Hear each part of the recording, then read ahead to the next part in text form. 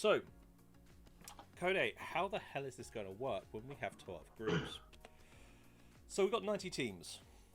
60 groups. So groups will be based on geographical location, and there's one multinational group. There's 7 to 8 teams per groups, and these are the 12 groups that we have. We did not choose 12 groups because there are 12 houses. That's a happy coincidence. And so this means that we will have a 7-week round robin. At the end of the round robin, we will have Thank you for the sub.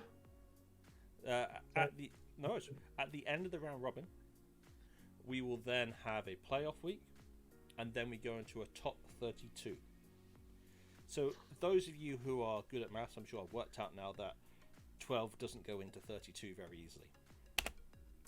So this is where it gets more complicated. And if I literally wasn't having to recode the entire site today, this would be a lot more clear. So the team at the end of the group stages, the team who is the winner of their group automatically qualify for the first cut, the first top 32. The next highest scoring 8 teams with a maximum of 1 per group will also qualify. That gives us 20 teams in the top first cut. Of the remaining teams, the highest remaining team will play the second highest remaining team in another group. And the winners of those matches will qualify for the top cut. The losers will qualify for the second cut. Then we will have the remaining third highest team will play the remaining fourth highest team in another group. The winners of that will go into the second cut, alongside the 8 teams with the highest score before the playoff, who haven't yet qualified for the second or first cut. And then everyone else goes into cut 3. So this means we'll have 2 top 32s and a top 26. So keys matter more than ever now, because you can auto qualify just by even if you come second.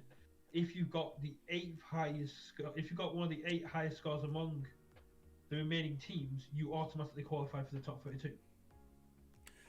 And remember, the score here is the number of keys plus the number of games you won multiplied by 1,000 plus the number of matches you won multiplied by 1,000,000. So matches are the first unit, games are the second unit, keys are the third unit. And that's what we're going to give a try this time. This came out after 2 hours of us, Brett and I, panicking and finally saying, we need to do this, we need to make it work. This is what we've got. This has also had a knock-on effect on Top Cut, because as those who are aware for SAS, we are going down in SAS after the Top Cut. So the pinnacle of the Top Cut, we believe, will be, what was it, 76? Yeah, that's what I think you told me it was. For the playoff, yeah. I think yeah, for the peak we'll reach is 76. When we go down, we are going to have a finals of around 52 to 56. We're still debating the maths, but we're going to have a 52 to 56 SAS capped final, which I am more than happy to see go down. It's going to be some of the longest games of our lives. 56 says.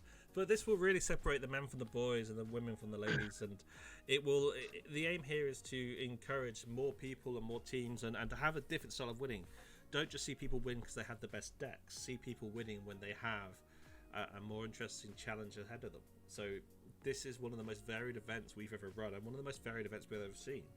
And the biggest thing I'm going to say about this event, and this is mainly, and I'm going to say the whole admin team, but especially Brett for this, is we are now officially the largest team Keyforge event, whether online or in person, that ever for Keyforge. The second highest was 88 before. That was an in-person event in Italy, and we have now been told we are the highest at 90 teams, the highest team event ever in person or online for Keyforge.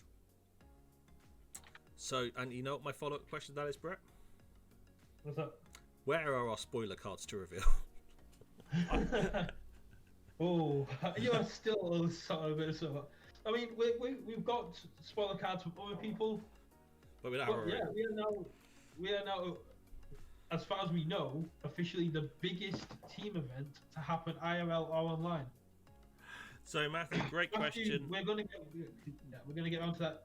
In about a minute, we're going to go through some interesting metrics about the slides, and then we'll be going through the team layout. So I'm going to move on to the stats for KOTE. If you're ready for that, man. Just before that, just one plea: if you are going to come back for KOTE 9, which we all hope you do, bring more people, because if we could go to 16 groups, that'd make life so much easier for the top car. You may be running this thing by yourself at that point, man. But yeah, we'll see.